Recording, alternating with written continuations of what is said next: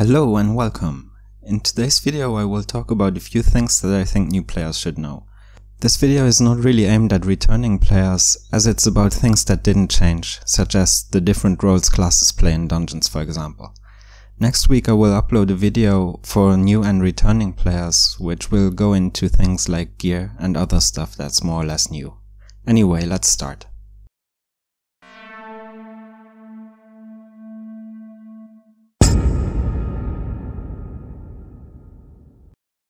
First, I'd like to talk about the topic I already mentioned in the intro, which is the roles of different classes in this game. Most people know this, but I've seen a few people who didn't. There are 3 roles you can play in Tera, and most dungeons require a team composed of 5 people, 1 tank, 1 healer, and 3 DPS. As tank, your main focus in dungeons is to keep aggro throughout the fight, meaning the boss should be focused on you. If you have this orange symbol below your character, that means you have aggro. There is also a purple version of this symbol, but that one is for secondary aggro. Some bosses will target DPS players with the secondary aggro as part of some mechanics. If you lose aggro, the orange one, the DPS players might take a lot more damage or even keep dying, and the healer will have a hard time keeping up. If you run easy dungeons and you have low level gear, while one of the DPS players has a lot higher level gear, then it might be impossible for you to hold aggro. But in that case the fights won't take very long, and the DPS player will not take too much damage since their gear will be OP for the dungeon. So that's the only time when you don't have to be worried about losing aggro too much, since there's not really anything you can do in this special case. The main tank classes are Lancer and Brawler, though Brawlers can also play DPS now. Warriors and Berserkers can also tank, but you need to be quite experienced in order to do well as tank on those classes. If you want to tank, I recommend starting with Lancer or Brawler, or play Warrior or Berserker DPS until you know the class very well.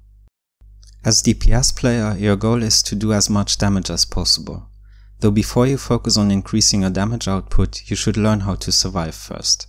If you keep dying, your damage output will drop significantly. Also, as DPS, you should make sure to stay grouped up behind the boss together with the other DPS players, whenever possible. Healers will have a hard time keeping you alive if the party is spread out. Even if your health gets quite low, if your healer is decent, you're more likely to survive if you just stay close and do your best to dodge. There are 2 healer classes, Mystic and Priest. As healer you have quite a lot of tasks actually, but some are more important than others. Your first priority is to stay alive. As long as the healer is alive, the other party members can be resurrected. The DPS and tank players should always make sure to have scrolls of rapid resurrection with them and have them bound to a key for quick use. The scrolls have a long cooldown time, so DPS and tank players should never resurrect each other in dungeons, and always keep their scrolls for the healer only. The second priority for a healer is to heal and cleanse the tank and DPS players.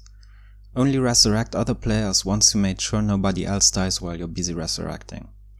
Also, the tank is always the first person you should resurrect, since tank classes are designed to keep aggro. Besides healing and resurrecting, healers also give buffs to the party before the fight starts and after resurrecting them. They also have other party buffs and boss debuffs which they should keep using throughout the fight. Lastly, healers also might need to recharge MP for the party. Due to the importance of tank and healer roles in dungeons, I recommend new players to get used to the game by playing DPS classes first. As tank, you need to be able to do enough damage to hold aggro, and as healer you need to be able to use skills in quick succession. Also make sure you learn how to time your iframes correctly. By the way, in case you didn't know, in Tera there are some skills which give you a short moment of invincibility. We call these iframes. If the boss attack is iframeable, you don't have to get out of the area of effect. You can just use your iframe within that area and your character will not take any damage. Every class has at least one such skill. Classes that can tank also have skills to block. The warriors can only block while in defensive stance, which you should only use if you are actually tanking. Some boss attacks can be iframed but not blocked, or vice versa. There are also some boss attacks that cannot be blocked or iframed and just have to be avoided completely. Bosses sometimes also have mechanics that you have to get right in order to survive. meaning you cannot iframe or block them, and there is no way to avoid them, or you will die if you do avoid them. If you enter a new dungeon without learning the mechanics first, you might end up having a bad time. Some dungeons even have mechanics that every player needs to get right, else the whole party will wipe. Due to this, it is very important that you look at a guide or ask other people about mechanics before you enter a dungeon for the first time. You can find dungeon guides on YouTube, also some on my own channel for example. There is also this website called Essential Mana, which has a lot of useful information for players. Their written dungeon guides are usually split up into normal, special and key mechanics. Learning the key mechanics is typically enough before entering, as the rest can be learned by running the dungeon. I will leave a link to this website in the description below. I also recommend opening the options menu, going to the game tab and looking for the player alerts section on the bottom. Make sure to check player alerts and also check the boxes for display boss monster attack range and display monster attack range. By turning this on, you will see where exactly monster attacks will hit. This only works for normal mode dungeons though, so if you plan on entering the hard mode of a dungeon you already know, make sure you can recognize the attacks without player alerts first. It helps a lot if you get used to looking at the boss rather than your own character. That way you will soon start to recognize attacks early on.